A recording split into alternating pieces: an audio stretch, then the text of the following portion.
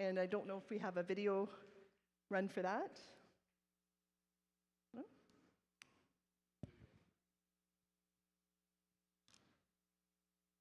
I can't think of a greater cause than Christian education in terms of advancing the kingdom of God.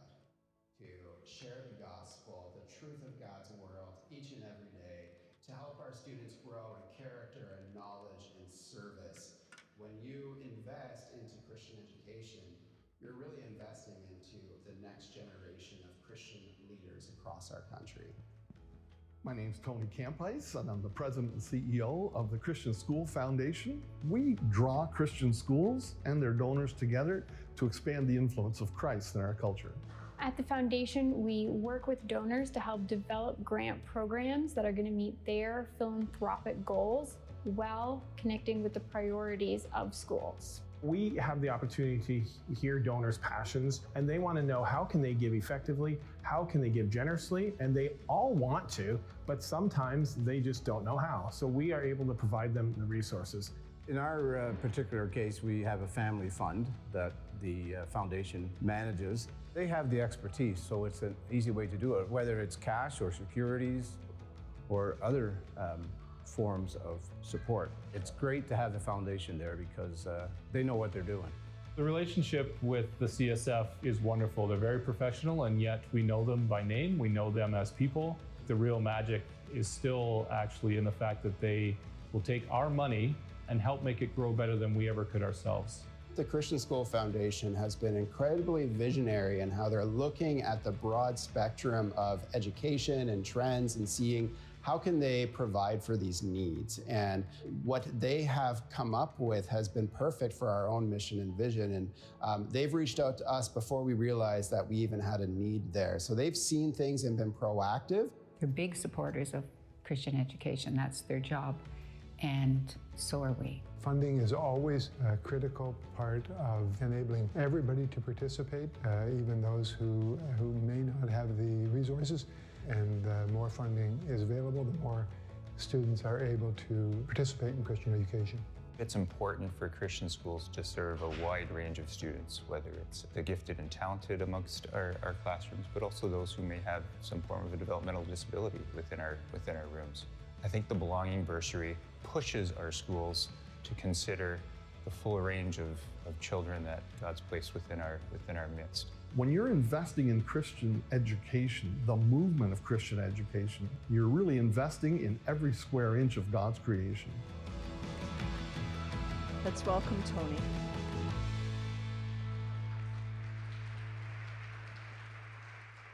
Thank you very much. We're not a natural participant in a teachers' conference, so I just want to draw your attention to three things that I think are very classroom directed.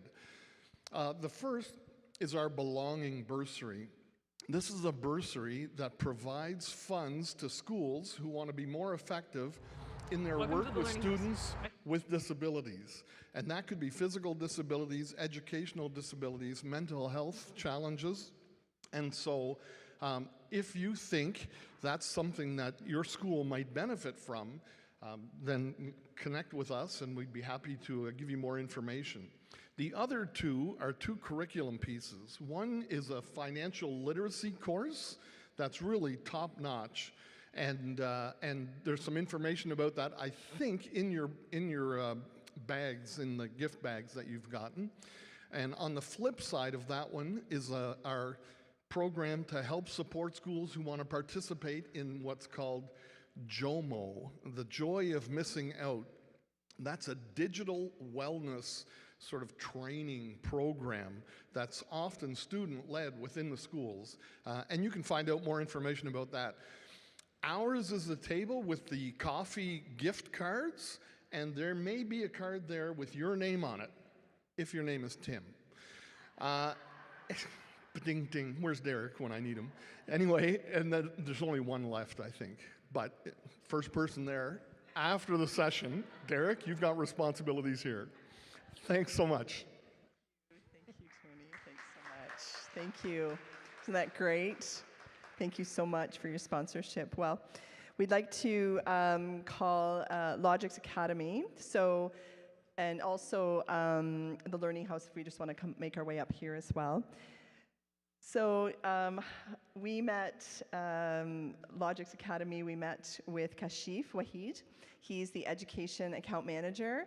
And as you've gone as well through Logix Academy and seen all the amazing things that they're doing in robotics and so on, then today we get to meet like another part of the team as well, and we're blessed to have Rami Gattas with us today. He's the founder and CEO of Logix Academy.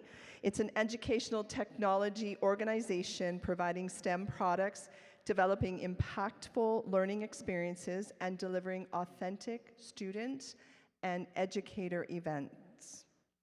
The team is comprised of passionate educators, technologists, and business leaders who work collaboratively to achieve the best results for their customers and respective audiences. And I'd like to welcome them to the stage here. Hi.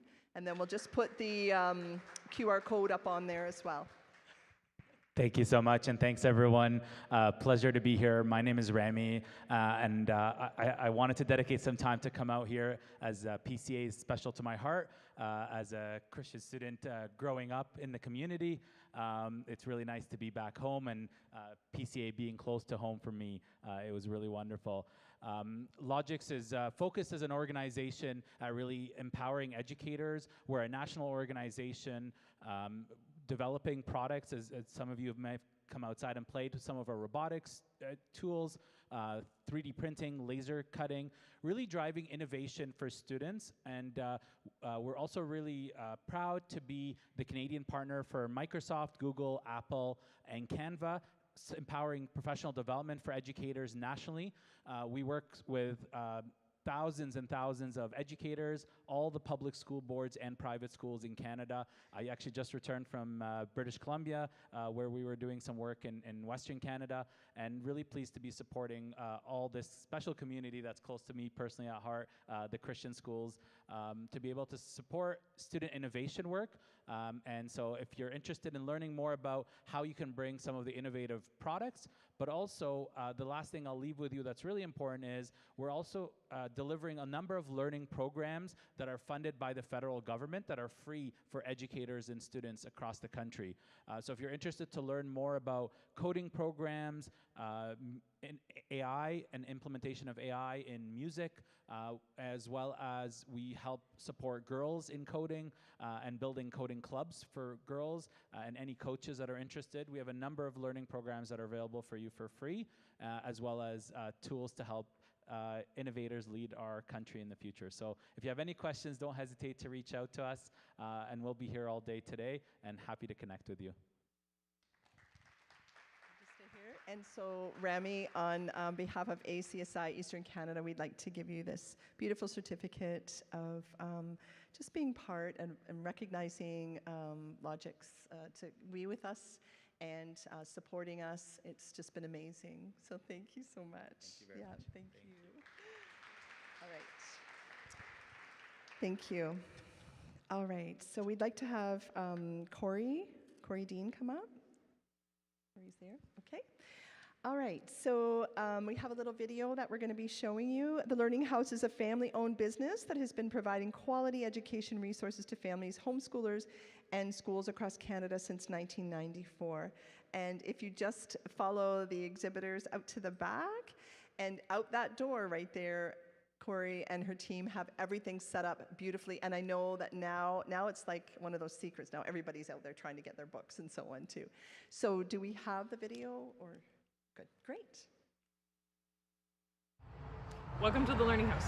I thought that since we could only bring a small sampling of our resources to you, that it'd be fun to use the few minutes that we have together to bring you to the Learning House. Come on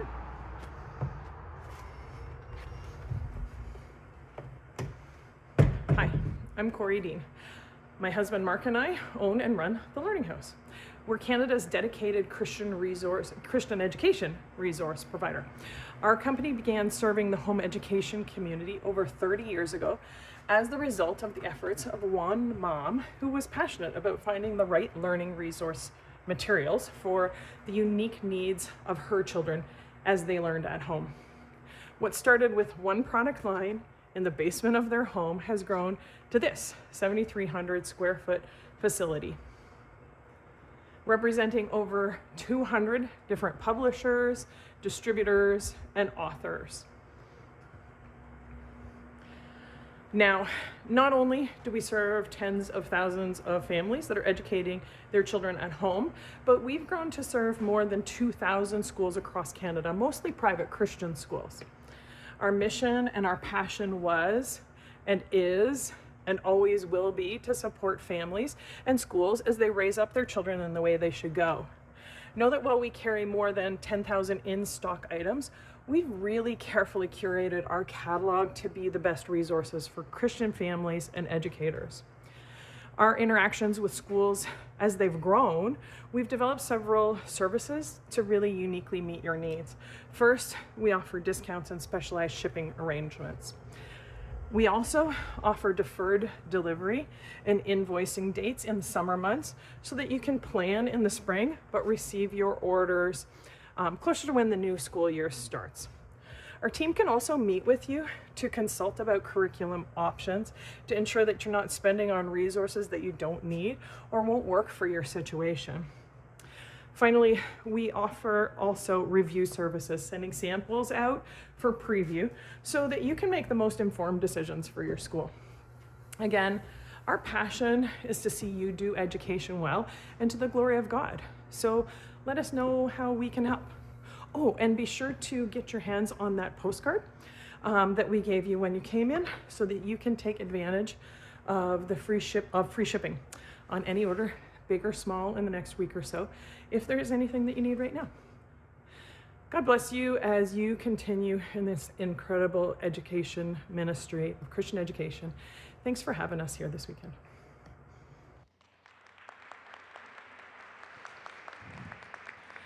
Again, thanks for having us here. It has been a pleasure to see face-to-face many of the names that we've interacted with, and we've interacted with so many schools, principals, administrators, teachers, amongst you, and it's nice to be able to put names and faces together. So if we haven't yet, please come and say hello and introduce yourselves, because I know that we have a long history with many schools where we can't put a name and a face together, and I really appreciate that. It's been a few years since we've been at an ACSI conference, and so that's just a privilege for us to meet you. Again, you should have received this postcard in this little baggie when you came in. If you did not get this, search around and try and find it there, or come to the table. On the back is a coupon code that will give you free shipping on any order, large or small. We'd love to just spoil you that way. We came here, we couldn't bring everything. We have about 10,000 in-stock titles. We only brought about 500 of them here, and that was still heavy lifting. And the last thing is that we have a door prize draw, and many of you have not discovered that yet. We will be giving out a handful of $50 gift cards that will also come with a free ship. When you are ready to use those, you can choose anything in store. So put your name and your email address in there, and we'd love to just give out some gifts. We will draw that at the end of the day and be emailing the winners on that. So thanks for having us. Before you go, we just want to say thank you so much, Corey, and the Learning House, and just all that you've done over the years for people, and just in our own family and all the families that really just want to say thank you. So on behalf of ACSI Eastern Canada, we'd like to give you this beautiful certificate just to remind you that we really appreciate you and just your contribution here as a sponsor. Here we go. Thank you. And just before we finish, we just wanted to say thank you so much to our host school. Have they not done a great job with everything? Honestly, it's been amazing. Thank you so much. And we know that at lunchtime, we're going to be having a box lunch. It's going to be about 12:15 or so. And it's just in the cafeteria. I think you can go on the Yap and find out which box lunch that you would like.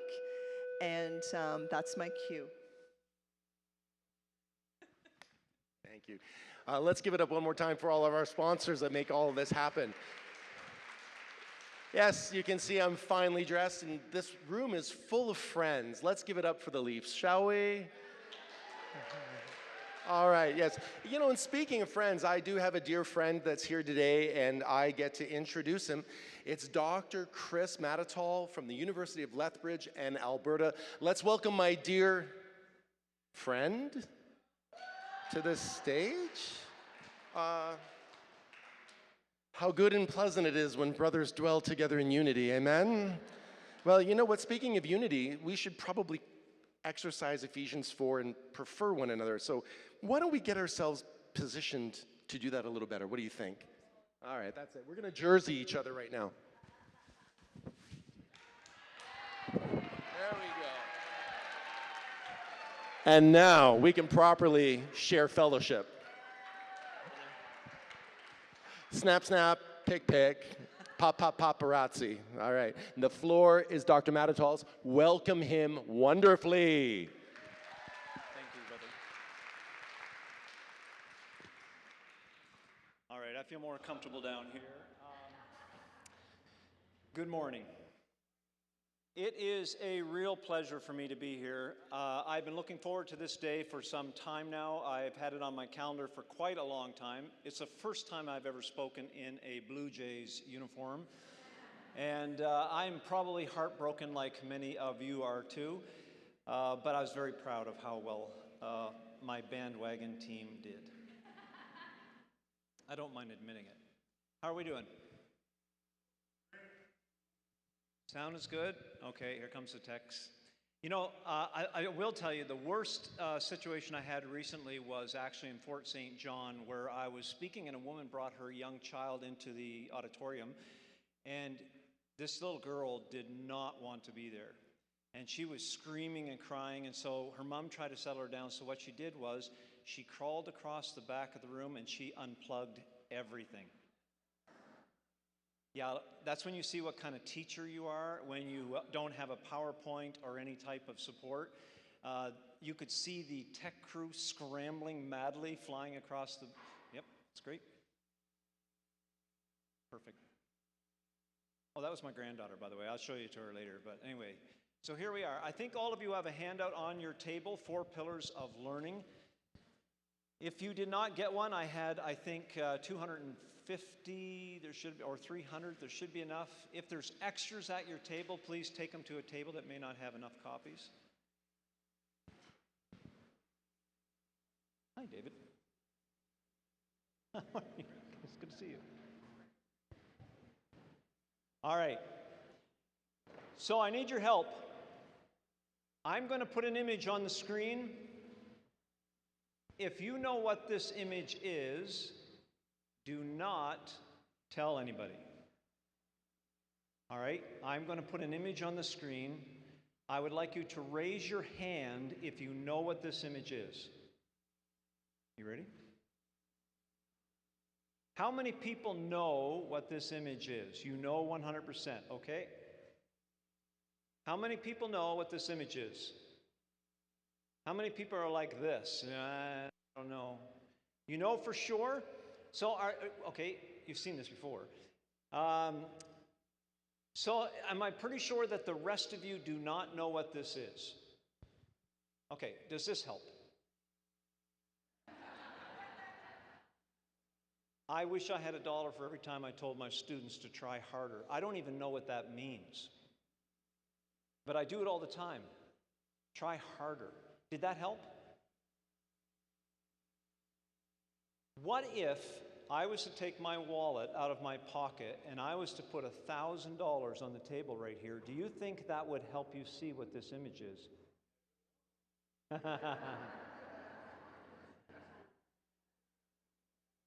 Listen, this is the truth.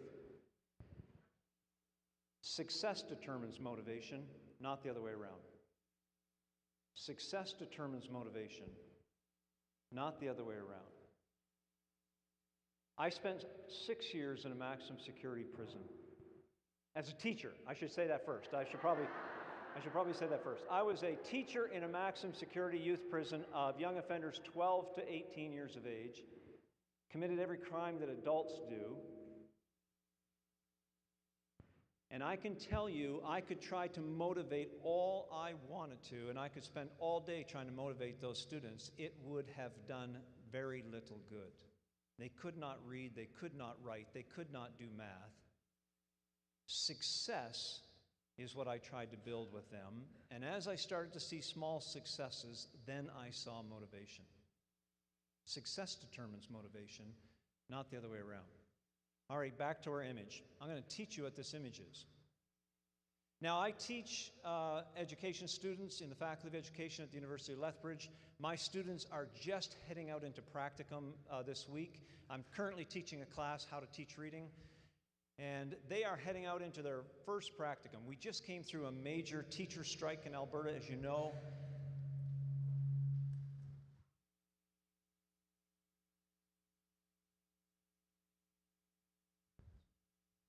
We just came through a major teacher strike in Alberta, and so now our teachers are going into school. This is what a teacher's like. The teachers at these schools did not say, you know, we've been through a lot, we probably can't take students in right now. Do you know what the teachers did after the teacher strike? They contacted the university and said, we cannot wait to see your students, because we're raising the next generation of teachers. We can't wait to see them. So they go out next week. So I say to my students every year, what is teaching? And a lot of students say, teaching is talking. And I say to them, teaching is not talking. I like to give you an illustration. Carnegie Mellon University, just a few years ago, a first-year English literature class, a professor who was teaching that class, and those classes tend to be giant, those first-year classes. She was teaching English literature, but during the summer she got throat cancer, had to have surgery and have her vocal cords removed, and could not utter a word. But yet she convinced her dean to let her teach that class that fall. English Literature 1000 to hundreds of kids. The dean allowed her to do it, which is pretty brave, actually. And he was very interested to find out how the course went. So after the course was completed, he collected the course evaluations, and here's what he read. Best course I've ever taken in my life.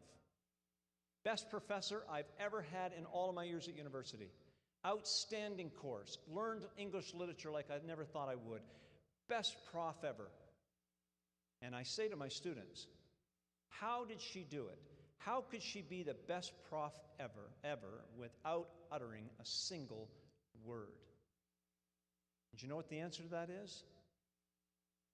She knew that the target was not teaching, her target is learning. Seems a subtle difference, but it's not. She knew that she would take whatever means was necessary to help her kids learn. And she uttered not a single word. You can actually look it up. There's 2 cases now of it. You can look up the silent professor, and you'll see a professor that every year takes part of his courses and pretends that he can't speak just so he improves his teaching. Okay, I'm going to teach you what this object is. Are you ready? I want you to lavish for a moment in your ignorance, because after I show you what this image is, you will never no longer be able to see it or not see it. So at this moment, those of you who cannot see what this image is, that ambiguity is going to disappear forever. Are you ready? Here we go.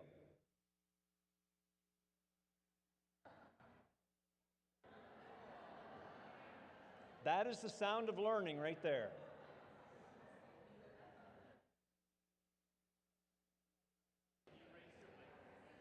Yep. How many people see it now? Here's the truth. You all could see it. You all could see it. Everyone in this room could see it. You just didn't know what it was. Here's the takeaway. What you know determines what you see. What you know determines what you see. What you know about learning disabilities determines what you see in children who have learning disabilities. What you know about ADHD determines what you see in children with ADHD. What you know about autism determines what you know about children who have autism. What you know about stress and anxiety helps you determine and perceive what you see in children's behaviors. So what you know determines what you see. Follows closely with this saying. Without an understanding of our human cognitive architecture, instruction is blind. I have spent parts of my career hoping that what I'm doing sticks, but I wasn't quite sure. I would just throw something out there hoping that what I was doing was effective, but I didn't know for sure. But I will tell you this, what you know determines what you see, and it has a great impact on effective teaching. So that's why I want us to look at the 4 pillars of learning, and here they are.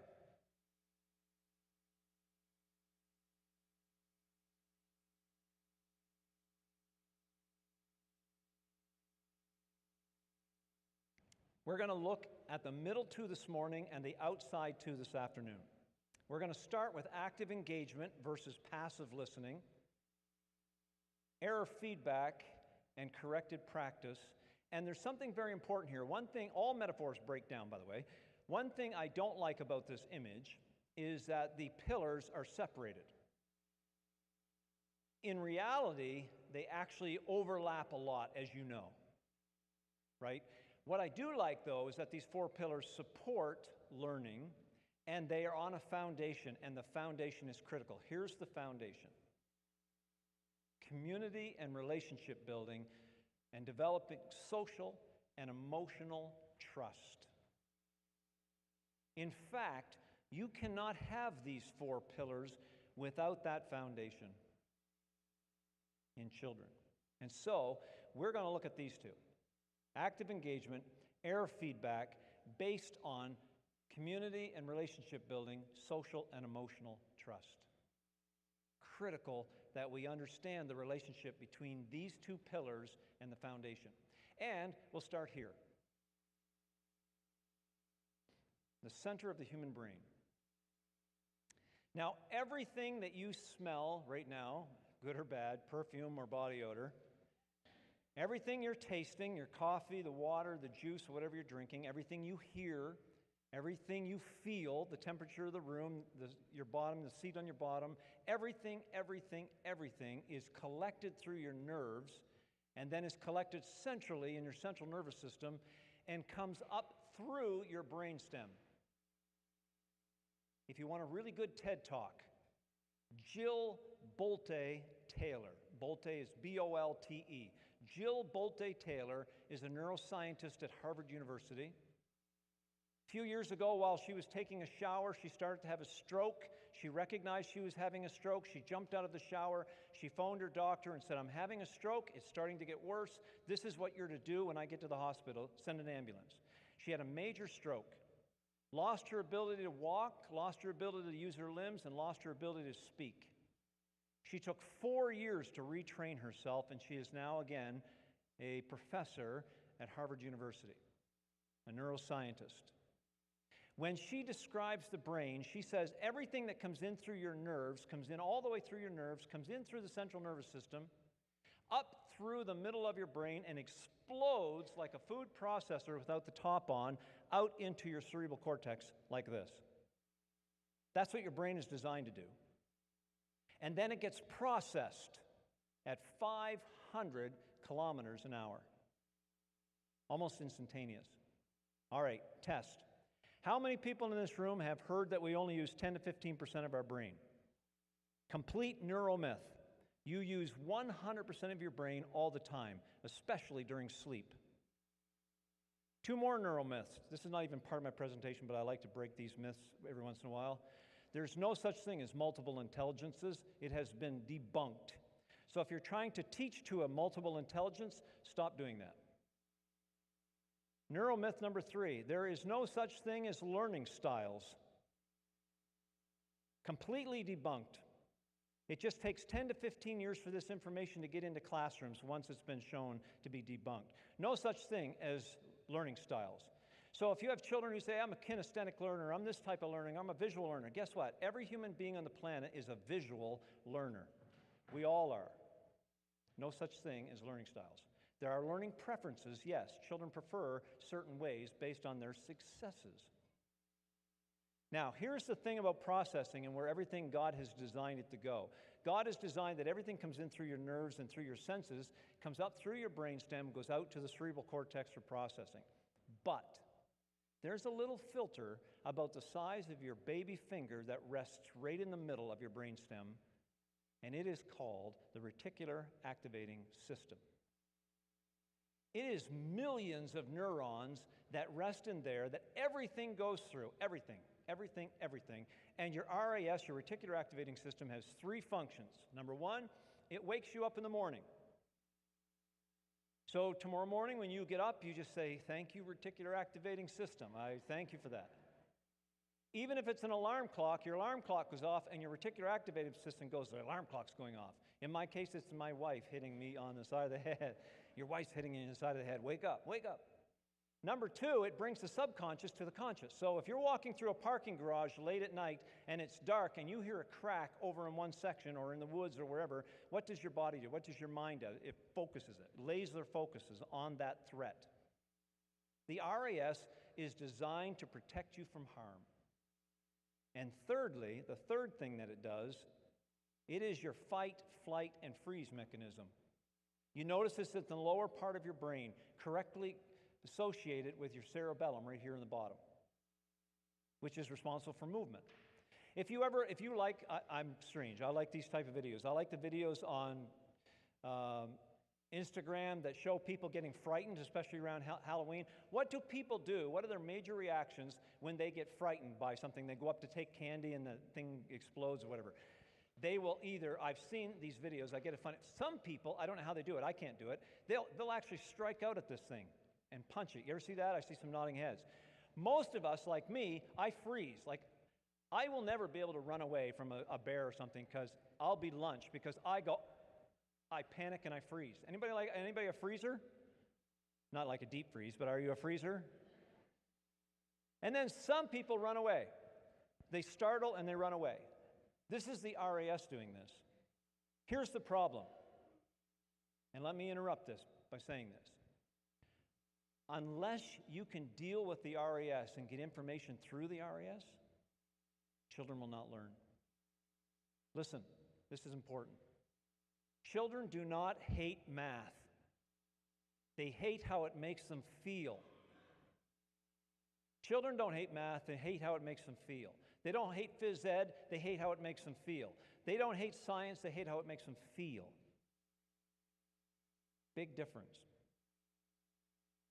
I'm going to turn to Judy Willis, a well-known cognitive psychologist, and she says this. During stress or fear or embarrassment or humiliation, the RAS filter gives intake preference to the input considered relevant to the perceived threat at the expense of the sensory input regarding the lesson. If you have a child in your classroom who thinks they're going to look stupid because they have to do math or they have to do languages or they have to do something else, guess what? They won't engage one of those pillars, and they won't involve themselves or take risks of making mistakes. Why? Self-preservation. Especially teenagers, because their social relationships are the currency of the teenage years. They will not allow themselves to be embarrassed or humiliated. She goes on and she says this, unless the perception of threat is reduced, the brain persists in doing its primary job, protecting the individual from harm. And then she finishes by saying this, during fear or sadness or anger or humiliation or toxic stress, any of those things, neural activity is evident in the lower brain, and the reflective cognitive brain, prefrontal cortex, right behind your forehead, does not receive the sensory input of important items such as the content of the day's lesson. Let me recommend a book to you. I love books. If you go on my website, goodteaching.ca, I have a whole section of books for teachers, especially around the science of learning. This is one of them. 10 to 25, The Science of Motivating Young People by David Yeager. Let me show you his quote. Here's what he says. Around age 10, puberty spurs the brain to crave social rewards. You know this. Such as pride, admiration, and respect, and to become highly averse to social pain, such as humiliation or shame, and this lasts to roughly age 25, when the brain matures. I'm a season ticket holder for the Lethbridge Hurricanes WHL team, and I like going to the games because the cameraman likes to show different crowds of people eating and everything else. It's crazy. You can't do anything in there because you have to be always aware of the cameraman. Anytime my wife and I are eating anything, we're like, where's the cameraman? Where's the cameraman? Because they play back the clips and show you taking food out of your mouth and putting it back on your hot dog. I know. It's gross. But anyway, what do you think happens to teenage girls when they put the camera on a group of teenage girls? What do they do? What do they do? They do that, exactly. They hide. I swear they're in the witness protection program because they're like, all of them are like, oh, and it seems painful to them. This is what teenagers are. They are highly averse to social pain.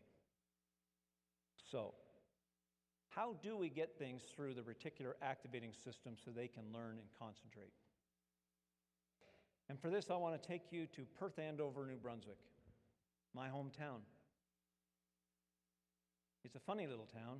Has a river in the middle. One side's called Perth, and the other side is called Andover. Perth Andover. That's the truth.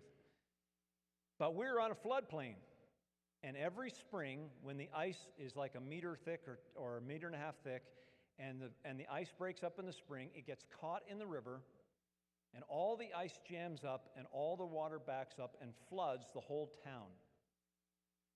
Now, when I grew up, there used to be a junior high school there called Perth Junior High School because it was on the Perth side. And it was in the floodplain. And it flooded every year. It's no longer there. It didn't float away, but they tore it down. It was this big brick building. And Mr. McQuaid's classroom was in the basement. Now, I don't know who he offended or who he upset, but he was the only teacher in the basement, right beside the theater. And I was in grade 7 at the time, and you know how grade 7 is. The only way to go to your next class is to make as much noise as humanly possible. And we had a stairwell at the end of our building that was hollow from top to bottom, and metal stairs, and we knew that we could make enough noise that the neighboring villages would call and say, would you be quiet? That's how loud we were. And so when it was time for us to be dismissed from our class on the 4th floor and go to the basement of Mr. McQuaid's class, it was at full speed, full volume, every day. Mr. McQuaid must have thought we were happy to come to his class, but it wasn't that. It was that we were in grade 7 and we were just going to class. I'll never forget this day as long as I live. On one particular day, as we were running to the basement, oh, and by the way, I should mention, Mr. McQuaid's classroom was the only classroom that had carpet. In the basement, in a flood zone. Mold and must, I know. But we loved it anyway because it had carpet and that was novel. So we ran downstairs full volume, and as we approached the classroom, I'll never forget it, I was halfway in the middle because I was a little slower that day. And the front half of the class approached the class. I'm not lying. This is what happened. They're all approaching, full volume, yelling, and all of a sudden it's like,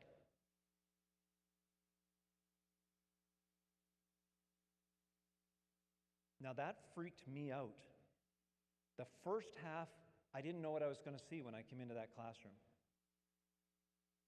But the first half of the class went zombified, and they stopped talking. And they just slowly walked into the classroom staring, and I'm like, oh, what am I going to see? This is what I saw. Don't be shocked. There was a lit candle on everybody's desk.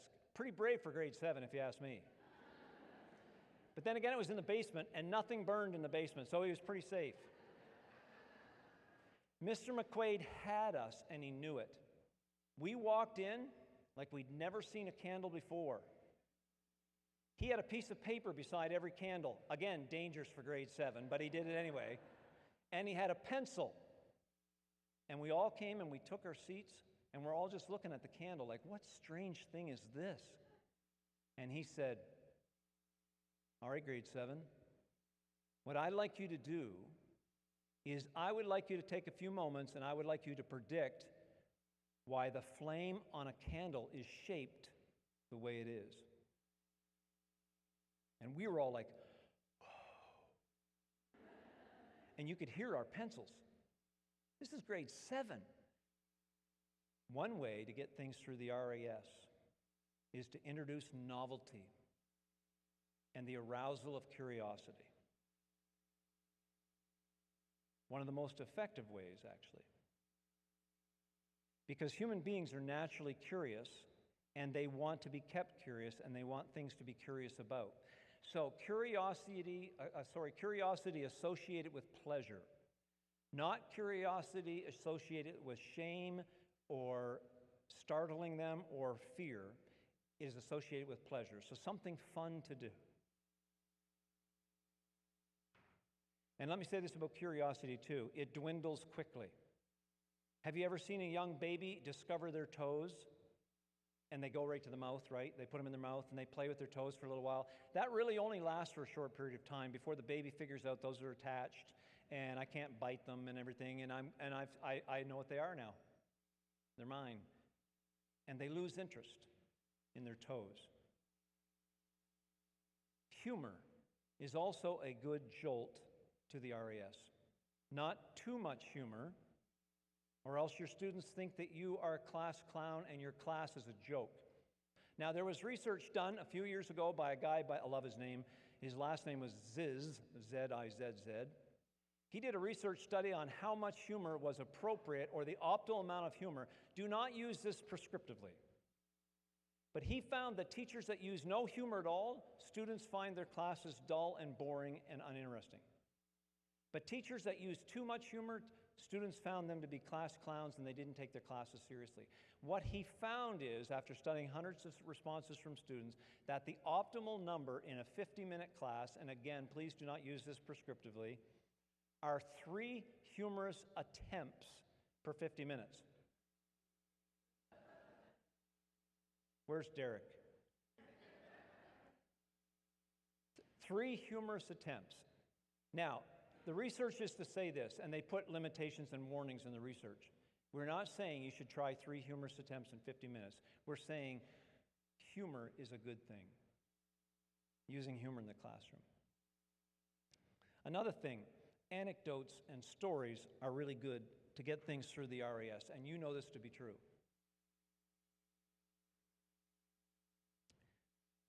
Jesus told stories and was able to get difficult truths through to his audience, and they ruminated on it for days using stories, parables, and anecdotes. If you want your children to think deeply, use stories and anecdotes. Topic-related visual aids are also very powerful. Learning how to use graphics in the classroom is paramount. Listen, vision trumps all other senses. We're all visual learners. So if we learn how to use images properly, we can do a lot of teaching with them. In my first year educational psychology class, I used a lot of images.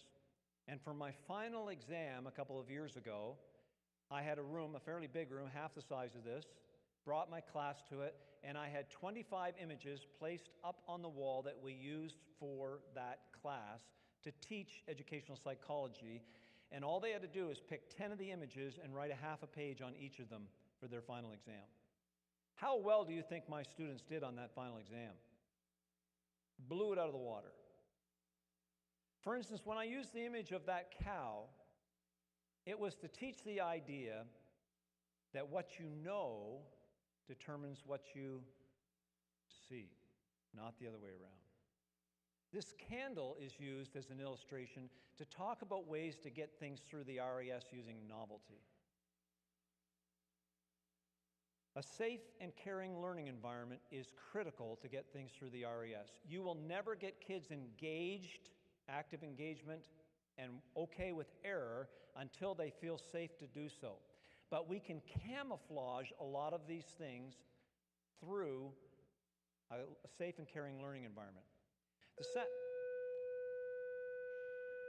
This afternoon, I'm going to look at small teachings, and we're going to look at 5 ways to actually influence and direct the trajectory of students' learning through 5 small teachings, and ways that you can actually get kids engaged and not be afraid of making mistakes. I bring this quote to you. Deliberately promoting and cultivating an error-expected learning environment is necessary for learning to be strong enough to impact long-term memory. What time am I done? Do you know on your calendar? I want to respect the time.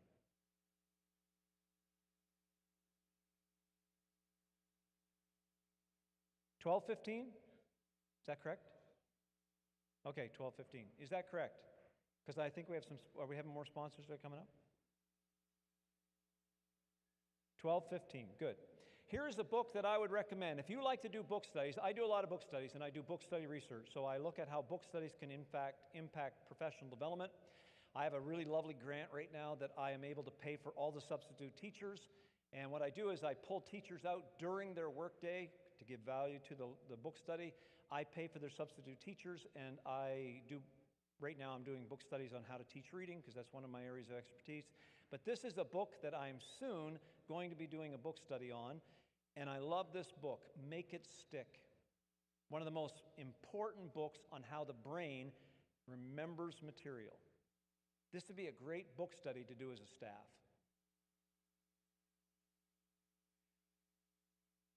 Rodiger and McDaniel are two excellent educational psychologies, and Brown is a writer that they got to help make it more palpable and understandable. And here's what they say. Learning is deeper and more durable when it's effortful. You know this. Learning that is easy is like writing in the sand, here today and gone tomorrow. If we can establish a safe and caring work environment where making mistakes is the absolute normal behavior that we're expecting from every child, and active engagement is what we're expecting of every child in this caring work environment, safe and caring work environment, then we can up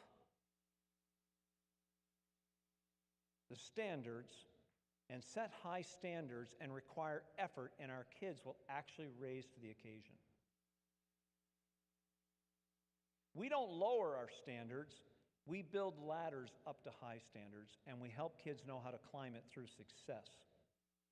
Small little wins under their belts, small little successes will continue to motivate them to maintain high standards. And through effort, what we call flow in learning is very important to get kids to do difficult things. Let me show you a study that was done about deep processing a couple years ago. We're going to try to set this up. We'll say that this side over here on my left, you're Group A, the middle portion of everybody is Group B, and this is Group C over here. Here's what the researchers did. They gave everybody 60 words on a computer. So you're going to be in front of a computer screen. I'm going to flash up 60 words in front of you. Group A, here's what you have to do. All you have to do is decide if the words' letters are in uppercase and lowercase. Easy peasy, no problem. 60 words, boom. You just press a button. Uppercase, lowercase, lowercase, lowercase, uppercase, uppercase, lowercase. That's all you do for 60 words. Group B in the middle. We're going to flash the same words up on the screen, but all you have to do is identify if the words rhyme with chair. You identified words at the letter level, pretty shallow. You're identifying words at the word level. Does it rhyme with chair? Yes, no, no, no, yes, yes, no, no. That's all you have to do for 60 words. Group C, you're going to be given the same 60 words, but now you have to tell whether or not it can be an animal name or not. You're going to process these names at the meaning level. Which group, point to them, had the greater retention of words when they were assessed many days later? Yes, of course you know that. Group A, you only took in 33% of those words. You could only remember 33% of the words because you processed them so shallowly. But Group C was able to retain and remember 75% of the words because they attached something meaningful to it. In another study done on angular momentum and motor torque among university students, don't ask me to explain that. They wanted to find out who would learn the lecture. They gave the play group 10 minutes to play with a wheel and tried to experiment with momentum and torque. And the second group, they watched a video for 10 minutes. Which group do you think had the highest retention on the final exam? The play group. We should have our kids play more and interact a lot with material and make lots of mistakes. And we should tell them we want this. We want them to be experimenters. Our classrooms are labs, learning labs. We don't want just the correct answer all the time. We want them to guess. We want them to predict. We want them to have hypotheses. We want them to get them wrong so they can learn. Let me introduce you to a fabulous tool, which I actually think you should teach to your children, known as the Penn Principles. They stand for psychology, education, and neuroscience. You can just look them up online. It will take you to the Science of Learning Research Center in Australia, where they have these 12 Penn Principles. I'm not going to give you all 12. I'm just going to give you one right now and one later. Here is Penn Principle number 8. Embrace error to improve learning. We should be teaching our kids this. With each one of these Penn Principles, you get a fact sheet that gives you the psychology behind it, the education behind it, and the neuroscience behind it, and then classroom applications, how you can use it in your classroom.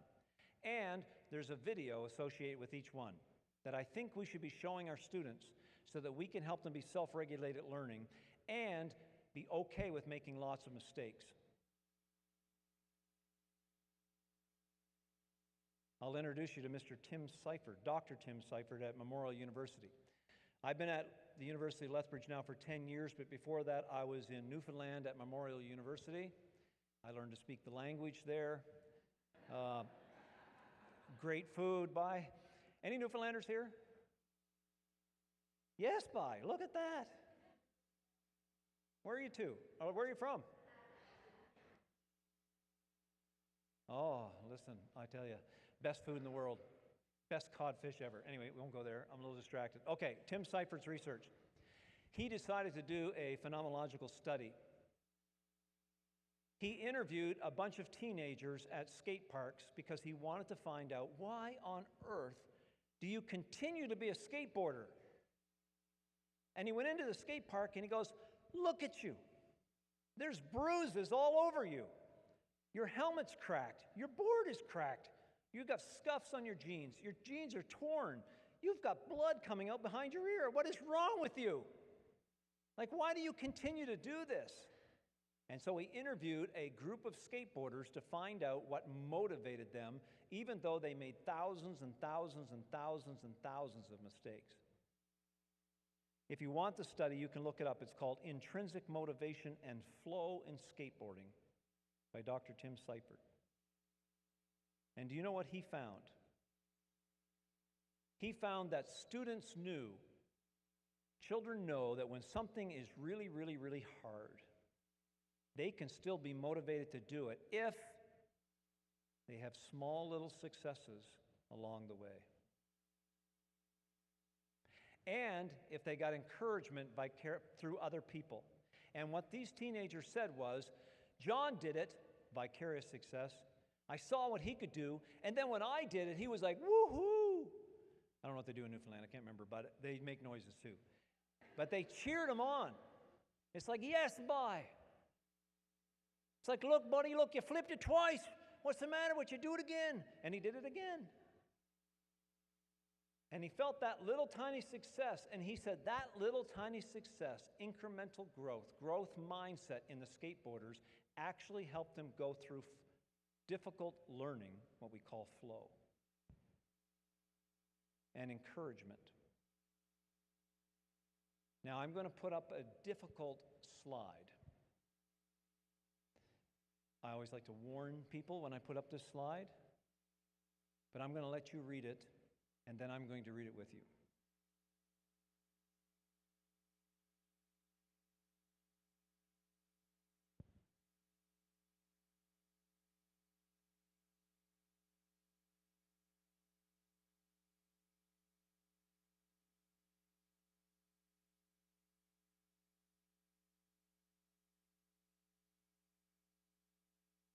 despite a growing body of evidence showing that teaching students at their instructional reading level provides no learning benefits because they're not being stretched, and that sometimes it limits learning, most teachers continue to avoid challenging text by moving kids to easier text, reading text to the students, and replacing text with other sources of information like videos and teacher presentations. We are so worried about bruising their feelings that we don't give them challenging enough work. Yes, I understand we don't want to discourage kids. We don't want to put them in a place where they say, I'm so stupid. But if we work at engagement, and we work at the value of mistake making is, and we work at our, as I know you are, at our encouraging and wonderful work environments and cultures within our classrooms, children will surprise us. The research actually shows now that mistake making is not a problem in learning to read. Kids know they're going to make mistakes. They know it's difficult. I taught in a maximum security youth prison with kids that could not read. And I had a young boy come to me, 15 years old. His name was Chuck. He's given me permission to use this story. He contacted me a couple of years ago, after, which scared the daylights out of me. Found out where I lived and everything. And Chuck said, by the way, Chuck was the funniest human being I've ever met in my life. Sorry, Derek. But he was the funniest human being I've ever met in my life. He was the human embodiment of Homer Simpson. Looked like him, acted like him. He laughed at Jell-O. He was just the funniest kid I've ever met. But he loved to steal cars. That's why he was in jail. He wasn't good at it, obviously, because he kept getting caught. But he kept saying, oh, Mr. Mattel, I love to steal cars. Just love it. I love stealing cars. And I said, well, yeah, you get out like next month. What are you going to do? Going to steal cars? And he says, but Mr. Mattel, can you do me a favor? And I said, yes, this is a true story. True, true, true. Could you teach me to read? I said, Chuck, you're 15. He goes, yeah, I can't read. I said, okay, let's talk about this. Do you know the alphabet? Yeah, I think I do. A, B, C, D. I get mixed up a little bit. Okay, let's work on the alphabet. We worked on the alphabet. We got it. Do you know the sounds of your letters? What do you mean? Each one of these letters makes a sound. Like a P makes a P sound. An M makes a M sound. Oh. And then when you squash those sounds together, they make words. And he's like this. How come nobody ever told me that before? And I said, Chuck, you've never been in school before because you're stealing cars. He goes, oh, yeah, that's right. He goes, show me how it works. Show me how this works. So I started putting words together for him. I said, all you do is you squash these words together. It says, it seems really simple, but it's really hard. You have to work at it. He goes, no, I'll do it. And he worked at it, and he worked at it, and he worked at it. This is a true story. I kid you not. 4 months later, he came to class one day and goes, okay, Mr. Mattel, you've ruined my life. And I said, okay, what is it today, Chuck? He said, I'm up to every morning to 4 o'clock in my cell reading. I said, what are you reading, Chuck? This is a true story. He goes, oh, I'm reading this book called War and Peace. I said, Chuck, I could have found you an easier book, a book that you would have liked. He goes, oh, no, it's okay. It's about these Russian guys, and they're doing this. He's telling me all about it. Do you know what? Our students know reading is hard. Let's not dummy it down. Math is hard. Let's press them on. Let's help them build. Let's build ladders with them and build such a safe environment that when they make mistakes, we go, oh, that's okay. I make more than you do. Let's keep going. Let's keep going. Let's keep going. Let's keep going. And what do? We focus on active engagement. We focus on the feedback and the willingness to make mistakes while we provide an environment in our classroom that is like a learning lab that is so welcoming to errors and mistake making and engagement that kids are like, I'm okay with this. When I met Alex, by the way, in Moncton, here's what he said to me. He did not say, hey, Chris, we're really looking forward to have you come to Markham. Do you know what he said? He said, you are really looking forward to come to Markham. I said, what do you mean? He says, I cannot wait for you to meet our teachers in our area, not just my school, but our whole area. So you are looking forward to come to Markham. And he was right. So thank you for your kind attention and your participation. You've been excellent. Thank you.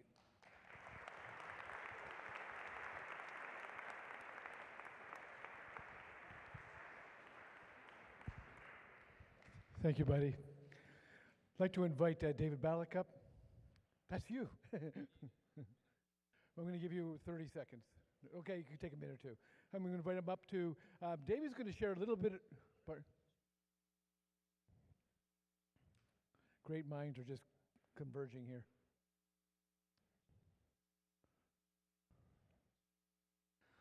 So let you know that lunch is getting ready right now. There are 4 different choices. You'll notice on the way out, we're going to head this direction. And just so you know, we're going to actually start with these back rows and just filter. So you guys, when we get into lunch, we're going to start with the back rows and move forward.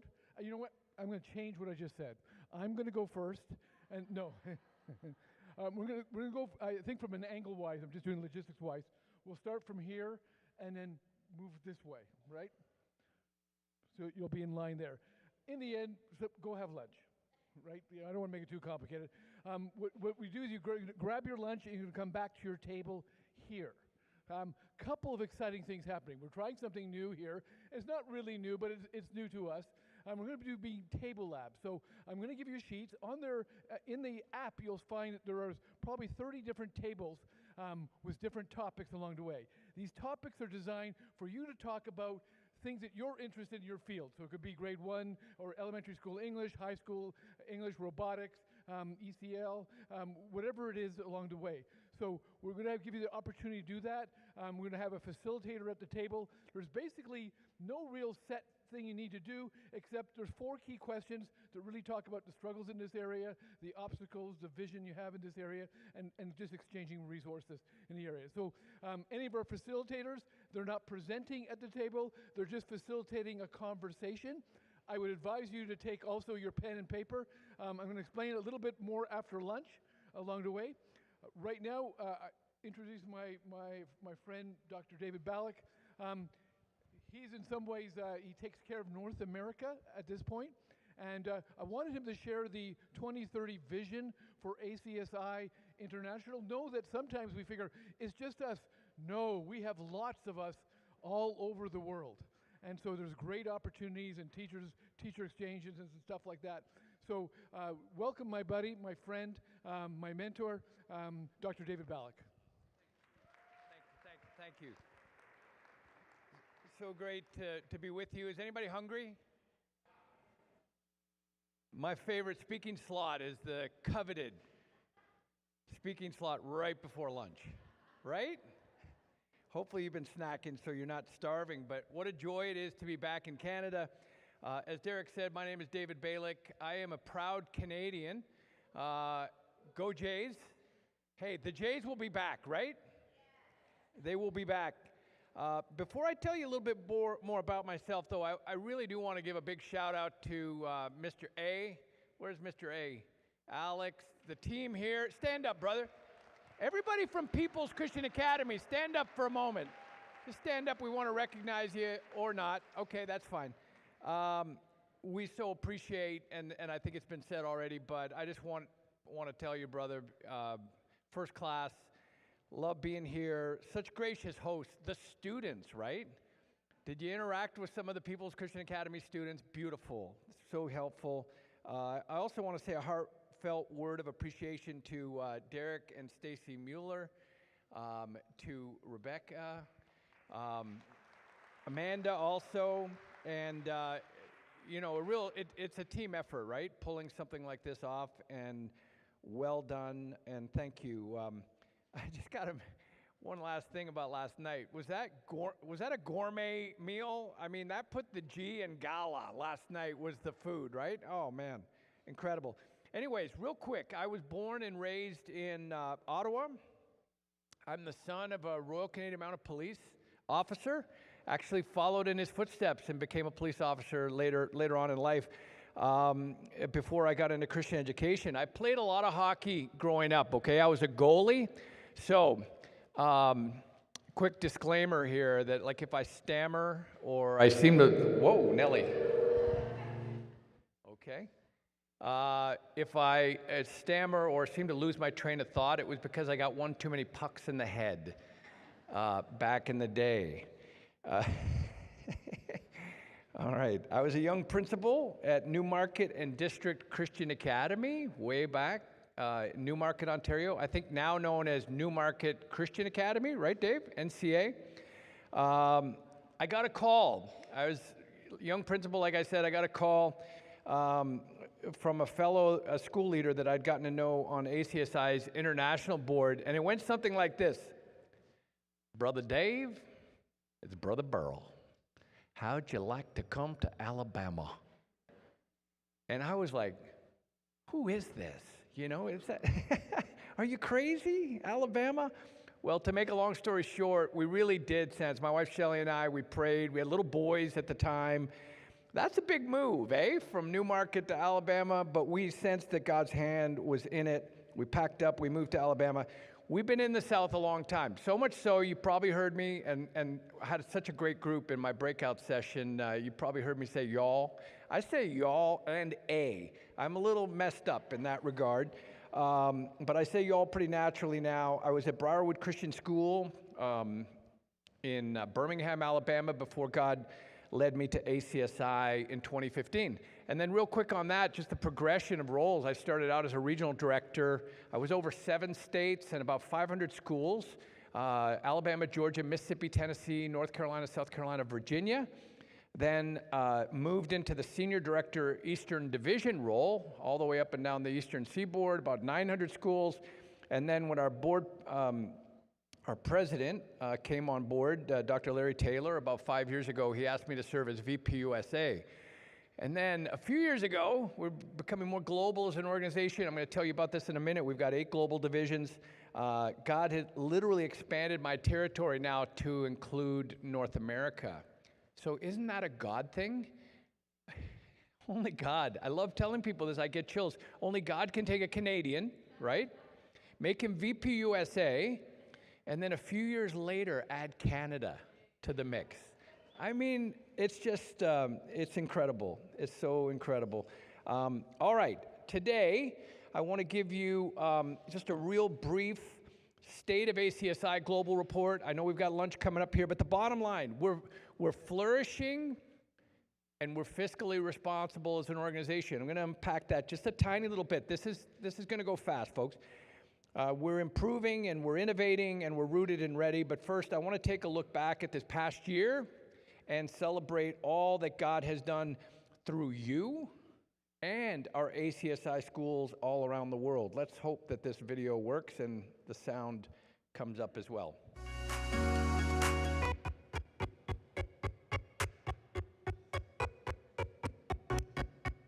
Come on.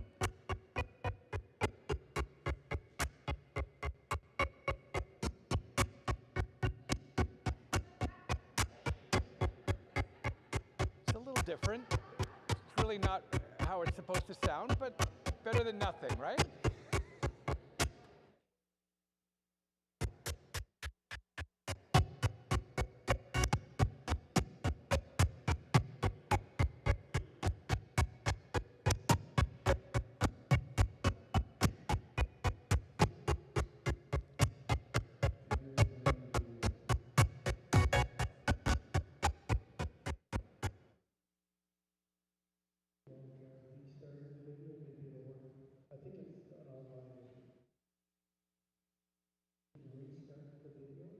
Good.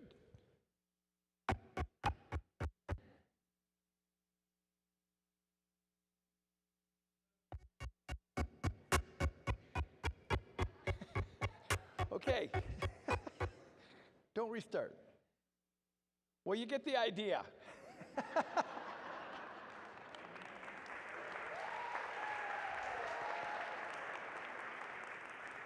Y'all are too kind. You're so sweet. You know, we're up in there, you know, an hour ago. We're checking everything, making sure it works. Hey, these guys, they have the toughest job though, right?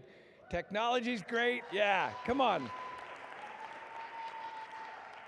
Technology is great when it works, but the bottom line, if you saw some of those statistics, we have so much to be thankful for. Amen? So much to be thankful for. Some wins up there. You see that now some of those statistics a little bit more USA centric, but you're included in some of those. And I also, you know, the perspective here, we don't have time to get into it, but just a lot is happening around the world. Some of this was shared in something we call our Membership Impact Report this year. But you can see ACSI has been very active serving students, teachers, and leaders in our schools. So a little bit, really just quick, on a global scale, okay? You can see that up on the screen. We're serving Christian schools across 7 geographic divisions. The 8th division is comprised of our international schools located across the world. We have 18 National Association of Christian Schools functioning as what we call global licensed members. And we expect, this is really cool, we expect to sign an agreement, a global licensed member agreement with ACSI Zimbabwe later this year. Just incredible. Globally, we're serving more than 5,600 member schools. That's up 7%. From last year, we're serving nearly 42,000 what we call affiliate schools. So they're not members, but they are a part of ACSI. 42,000 affiliate schools, close to 2 million students in those schools, which is up 41%. 13 million more students in our non-member schools, over 109,000 teachers. 839,000 more are in the non-member schools, that affiliate category. I hope this encourages you folks. They're not just numbers, right? We say at ACSI, more members, more mission, right? Just like you would say that about your students, more enrollment, more opportunity, right? To shape young lives and to make a difference. God is doing incredible things here in Canada, all around the world. Our global impact, folks, is vast. It's vast. More than 47,000 schools. Over 15 million students and close to 1 million teachers are being touched by ACSI in some way. Isn't that amazing? So here's the thing. If you get nothing else from what I shared this morning, you are not alone. You are not alone. You are a key part of this worldwide mission to equip and strengthen Christian schools and educators for the glory of God. Our president likes to say, great days ahead. Great days ahead. I love that. You know, it's not just optimistic. I believe it's true. There are great days ahead as we continue to advance our mission. You can see that up on the screen, our mission of Christ-centered education. There are great days ahead, I believe, for People's Christian Academy, for Stouffville Christian School, for Grace Christian Montessori School. Yes, Paul and Ivy and Sarah back there. Great days ahead. Amen? Come on, people. Great days ahead. Amen. Look at the picture of that little girl up on the screen. I just love that picture. She is that's from King's Academy in South Dallas. This is an urban area, very low-income families. And there's a Christian school there, King's Academy, that's doing amazing work. But she is such a great representation of all the precious boys and girls we serve in over 108 countries, across 108 countries, strengthening Christian schools, equipping Christian educators worldwide. And we're doing that for you too, I believe, so that you can continue to prepare students academically, inspire them to become devoted followers of Jesus Christ. Our end goal, folks, our end goal is for the next generation of Esthers and Daniels, modern day Esthers and Daniels, to come to know, love, and follow Jesus. Can I get one more amen? Amen. I love that. Better. So ACSI is improving, innovating. We don't have time. You see a few of those areas up there in terms of systems and membership. Know this, folks, under the just amazing leadership of Dr. Taylor, we are committed to continuous improvement for the glory of God, right? Just like you are in your schools. We're always looking for new and better ways to enhance the value of an ACSI membership. The next video is going to touch a little bit. These are the 4 new growth initiatives, part of we have a strategic plan, just like I'm sure you do, and we sought the Lord for it, and we believe He gave us this incredible plan, these 4 new growth initiatives. all part of Vision 2030. Just know I'm working very closely. There's Stacy, where'd Derek go? I'm working closely with Dr. Mueller, and AJ Crocker is our new executive director out in Western Canada. To the extent that we can make more products and services available to you, we want to do that. Like, we just created a 20% discount, just FYI, you may or may not know this, a 20% discount on our Flourishing Schools Culture Instrument, the FSCI, and our Flourishing Families, or Flourishing Faith Index, rather. And we want to help navigate the difference in the currency, right? Like the Canadian dollar against the American dollar, it's not fair to you to try to purchase a product on the USA website and have to pay an extra 25%, right, due to the difference in the exchange rate. So there's a 20% discount on that. We want to do more of that because truthfully, so much, especially in the area of professional development, is transferable to the Canadian scene and it can be used in the Canadian market without the need for a lot of what we call contextualization when we look at our other global divisions. So that's good news for Canada. Let's see, we're going to try one more video here, just a short one. I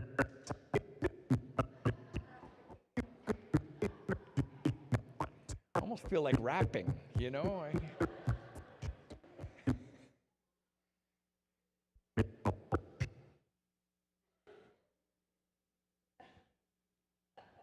That's okay. So those are the 4 growth initiatives that Kingdom Family Playbook, that's something new. If that sparks an interest, training for a legacy of faith, let me know, let Derek know. These are some really new resources, new missional partnership with the Herzog Foundation, exciting. Schoolbox is basically for startups.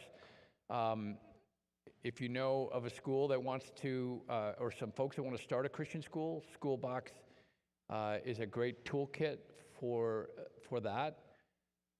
I just mentioned ACSI Online PD. Accreditation doesn't apply quite as much here. You know, I understand the differences between the provinces and that kind of thing. And let's keep going. All right, in closing, I just want to challenge you out of Jude chapter 1, verse 3, Jude 1, verse 3.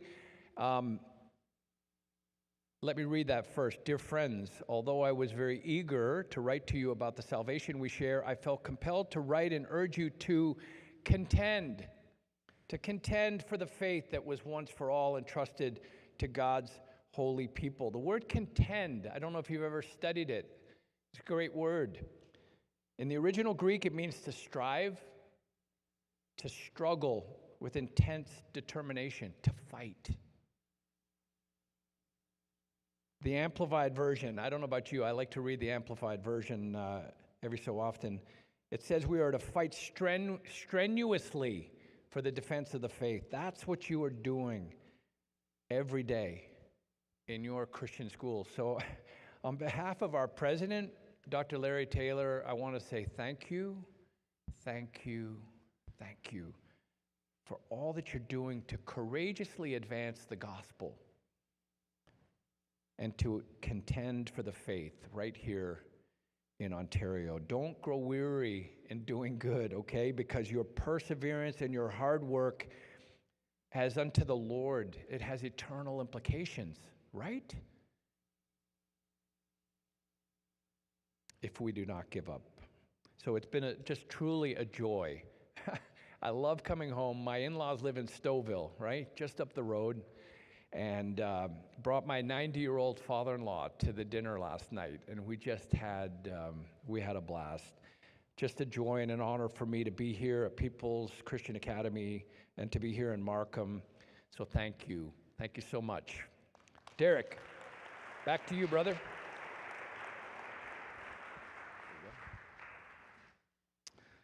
Thank you, Dave. I almost thought we needed an interpreter there for a while. Let me give thanks for the food. Lord, we just thank you for what we've been fed. emotionally, physically, intellectually, and spiritually today, Lord, for the worship, for the time together, for the speakers. Lord, we thank you that we get to replenish our bodies right now and fellowship with one another.